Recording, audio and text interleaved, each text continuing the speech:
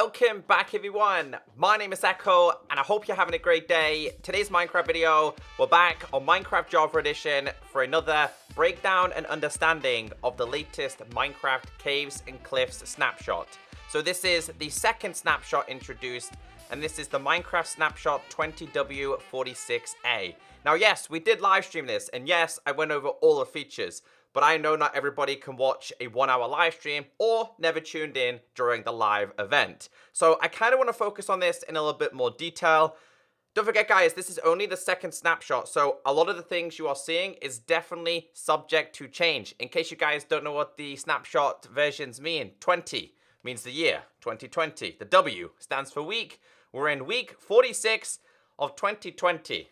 Man, this year is slowly starting to disappear. All right, let's go into game. And let's go through all this week's changes. So I've set up an area here to not only help you guys, but also help me. Although these videos are for everyone, they're also for me. So in a couple of months' time or next year, I can come back and see how far Minecraft has evolved with caves and cliffs. The first thing I want to focus on is texture changes. And I approve of pretty much all of these. So if you referred to last week's snapshot, the candles looked terrible. It's probably the best way to explain it. But candles have now been retextured. And I had a lot of people saying, hey, Echo, this week, can you mix match candles? No. So if you want to have multiple candles, they all have to be of the same candle. If you want to have red, it's all red. You can't have the default candle, red candle, black candle, which is kind of a shame. I think it'd be pretty cool if you could mix match these. I think people would really appreciate that. It might come later on down the line. We also have changes to the amethyst shard, and the change in this one is the actual texture of this is a lot darker on the outside compared to last week. I feel like the shard change is very minimalistic compared to some of the other changes. The copper ingot has also changed, and bundles. Bundles has changed, and bundles have so many useful features this week, which I think you guys will all agree on. They made some changes to the calcite. They've made some changes to the block of amethyst and also the budding. Now, the best way to explain this is this has kind of more going on with these. Last week, there was a little bit less. Everyone's has their own opinion. A lot of people preferred the older textures. A lot of people prefer these ones. Personally, I prefer these ones. We also have some changes to the tinted glass. But as of this week, we do not have the ability to change color of it. In case you guys don't know, if we go to Game Mode Survival real quick, this stuff is shatterproof, which is going to be so cool for the future of survival for Minecraft. We also have changes to cut copper, light weathered cut copper, semi-weathered cut copper, weathered cut copper, and also the lightning rod as well. Now, the changes, people will agree on this. So what was happening is you see this line going through here and this line going through here. The top lines would not align with these ones. The side lines would not align with these ones. So that is what has been fixed with them. So something else that changed this week was the spyglass. Now this is the crafting recipe, and I'm going to keep doing it like this so you guys get it in your head, because Minecraft is a muscle memory game of the crafting recipe. So if you ever want to craft this, you do need to grab only 2 of these and only 1 of these, and the outcome is a spyglass. It's not currently shapeless though, so I feel like this would be a better way to craft it. I also feel like this should be something that you can find in shipwrecks. I feel like that could be something pretty cool. Anyway, focusing on the spyglass, it's had a texture change. Personally, I don't like this change. And there's a couple of things I want to mention with the spyglass. First thing is, obviously, if you zoom in, it's no longer circle, right? We had circles in Minecraft. But I kind of preferred the circle one over this one. I just don't like it. It doesn't do it for me. Now, there's mods out there, and people have been giving a lot of feedback regarding the spyglass. Also wanting it to be a little bit more 3D shaped. So, again, I feel like the spyglass is definitely going to be something that will change and will be tweaked in the future of caves and cliffs. Now, I messed around with this in survival the other day. What I would like to see with this is lenses. As you guys can see, every time I zoom in, it's an ultra zoom. I would like to see different levels to zoom. Maybe 1, 2, 3, 4 different zoom levels. I think that could be really good, but I was using this in survival to hunt down rabbits because I was making bundles.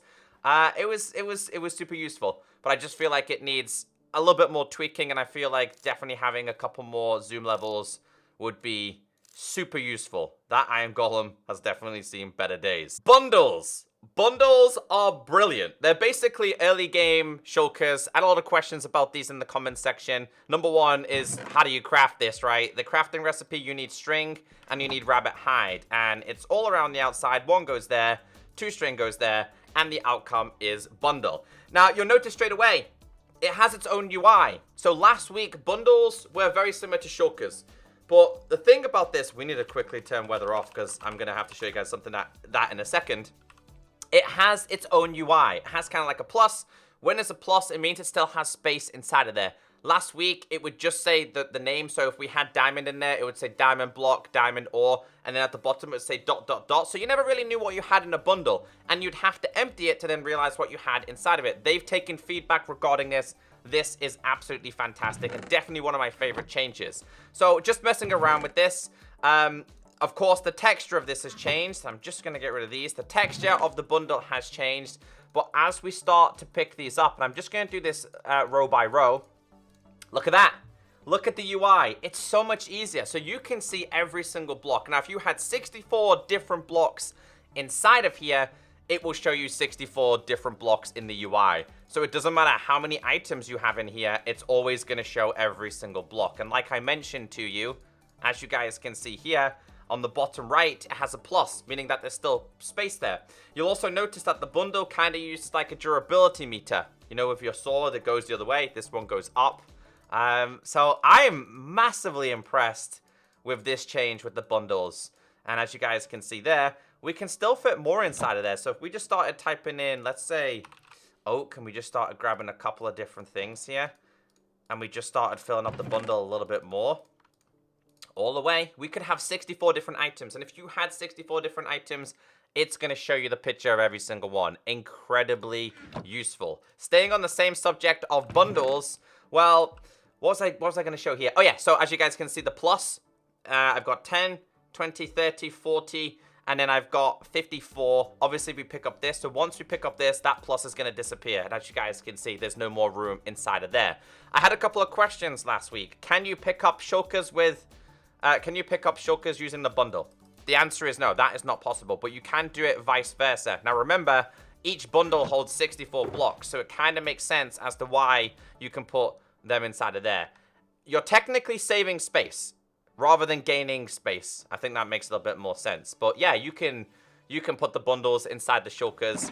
And yeah, bundles are by far one of my favorite features so far for the Caves and Cliffs update. Like I said, not everybody in Minecraft has been to the end, and according to Minecraft statistics, now speaking to Oraf about this, there is a massive part of the Minecraft community that have never visited the end and never ever had a shulker box in survival. So this week was all about powdered snow. Now powdered snow is already available in beta for Bedrock. I expect that to change soon, and how this works is it's in bucket form. Kind of remind me of a snow cone. Thought it was pretty cool. I kind of like it in a bucket. It's a block form. I feel like I prefer it in block form. Now, there's a couple of things to mention with this, and I want to go over some of the things I didn't go over in live stream. Number one is if it's snowing, that is how you obtain this. This does not spawn naturally. I don't know if they plan to change this to make this so it does spawn in the mountains. I think it'd be pretty cool if you're exploring and then you sink down kind of thing. I don't know if they're planning to do that.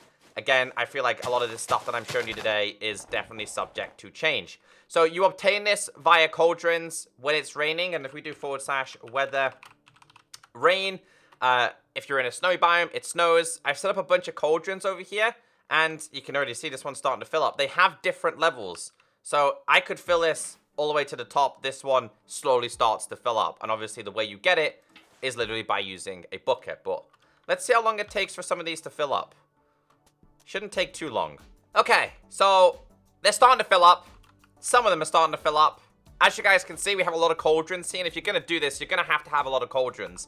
Like, I left some of them over there in 1s or 2s, and they never started to fill up. So I feel like it's a percentage chance as to which one's going to fill up. It's completely randomized. But it works. And I guess a couple of snowstorms, rainy season in a biome like this, and it's going to work fine for you. So let's get into a couple of things about this. So this will slow you down. Now, when you're inside of this, and then we've got a game mode survival, exactly the same as Minecraft Bedrock, your screen begins to freeze. Now, with this, it starts to zoom in. Now, what I noticed with this, after a certain amount of time, I'm going to begin to freeze. My hearts are going to change. My hearts are going to be classed as frozen hearts. You will begin to take damage. It's half a heart at a time. When you get out of this, you cannot sprint. So it's kind of like slowness as well. After you start to defrost, your screen starts to go back to normal. But yeah, it has a couple of particles with it. It doesn't matter if you're standing in, let me just break this top layer. It doesn't matter if you're standing in 1 or you're standing in 2, you will begin to freeze. So yeah, like, I feel like people are going to use these as traps. But I will begin to freeze in 3, 2, 1. There we go. We are now starting to freeze. Half a heart. Doesn't matter if I'm standing in 1 or 2. I will begin to freeze. It's a good block. It's a good concept. I just feel like obtaining it, I feel like it should spawn naturally. Maybe it will in the mountains. Now, I did have... Okay, well, I did have a bucket there. If we go to game mode creative and grab myself a bucket of water, as soon as water touches this, it disappears. It literally disappears. So, yeah. If you have the powdered stuff and you place down water, it will disappear. So, something else I want to mention about this is that if you have... Let's do this twice. So, we put this here and you're on fire. Let's go to game mode survival real quick and we break... Come on. Oh, I'm in adventure mode. It's the wrong mode. If you're on fire, it can put you out. Hold on. As you guys can see, it even has like a cooling effect as well. I do not want to get myself killed there. So let's do / give @p cooked beef. Let's just give myself a little bit of food. So I kind of like that. It can cool you. Something else about this as well is if you are on fire and you do get inside a cauldron, this will do the exact same as well. So if you're on fire and you go inside of this, it will also cool you off. Now, doing that will also deplete the snow by 1 layer as well. So let's do it again.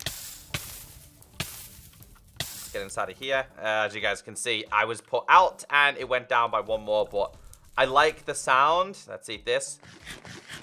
I like the sound it makes when you go inside of here. Let's do it one more time. Come on. There we go. It cools you off. Now, moving on to a couple more things. I keep changing my game mode to creative. A couple more things about this.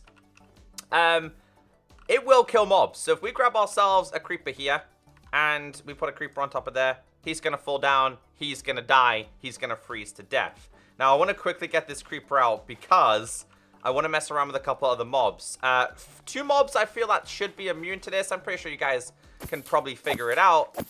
Let's get rid of him. Get some more powdered snow inside of there. 2 mobs that I was messing around with on live stream, and people were like, well, that technically shouldn't be that way. And they should be immune. One is a snow golem, because I feel like a snow golem is made out of snow and shouldn't freeze, because he's already basically frozen. They will freeze, and they will die, which I feel like is something that shouldn't happen, but over a certain amount of time, they will also freeze and die. Another one is a stray. Now, I took this one from my comment section. They're kind of already in this snowy area. They're kind of already frozen as well. I feel they're starting to die. They only have like 4 hearts, so 2 more and he should die. 1 more. There you go, he's dead. So, yeah, I feel like they need to definitely mess around with this a little bit more. And another one is stray. A stray will die. You could argue that they're suffocating in snow, for reference, but I feel like those mobs should be immune.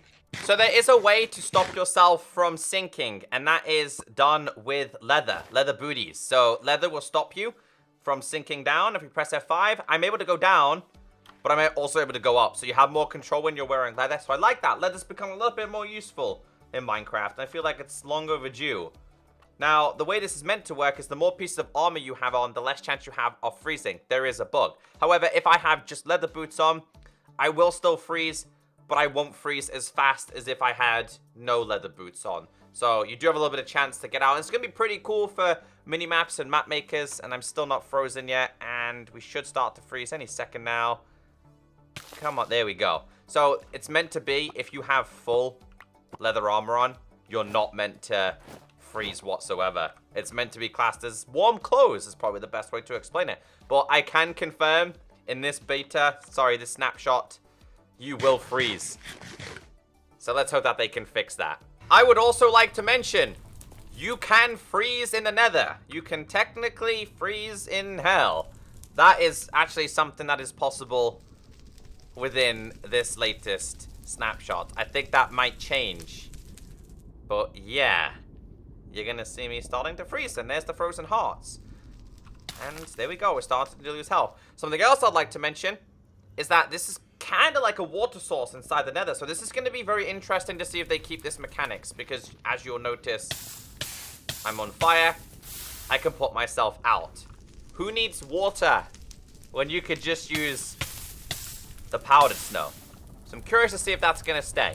I don't think it will. So during live stream, you will probably remember this area. I had the pleasure of messing around with creepers, villages, and pigs. Now you guys are going to say, can you make a charged creeper farm? The answer is yes. Now, one thing I want to mention about the lightning rod, of course the texture changed. Last week, the radius for the lightning rod was 16 chunks. It's 32 now, I think. Sorry, when I say 16 chunks, I mean a one chunk, a 16 radius. It's now 32. They doubled the size of it. They said that they're still working on this, so I expect a couple more things. But I'm going to set this up and show you guys how it works. So one thing I want to mention is if we have these on top of here, this will prevent that from going on fire. If your house is built out of wood, you do not want to put it down here. You want to put it on top. This will obviously take the lightning rather than your house being set on fire. Now, if we just grab ourselves a bunch of creepers and we just put them inside of here, guys, you can make yourself a creeper farm. A charged creeper farm, which is really, really cool. And if we grab ourselves some villages as well, we could also have villages. And we can also have some pigs. And of course, as long as lightning strikes, these will all change. So let's do / weather thunder. And let's just wait. And there you go. So the lightning struck again. I think it hit one of these ones over here. And our villages, pigs, and creepers all changed. So charged creeper farms are most certainly going to be a thing, and this is going to be pretty cool. I'm pretty sure people will find even more things to do with this. So I hope today's video has taught you something new. If it has, please be sure to hit that like button. Apart from that, guys, I've been Echo. Have a great day, stay beautiful, and I'll catch you next time. Bye.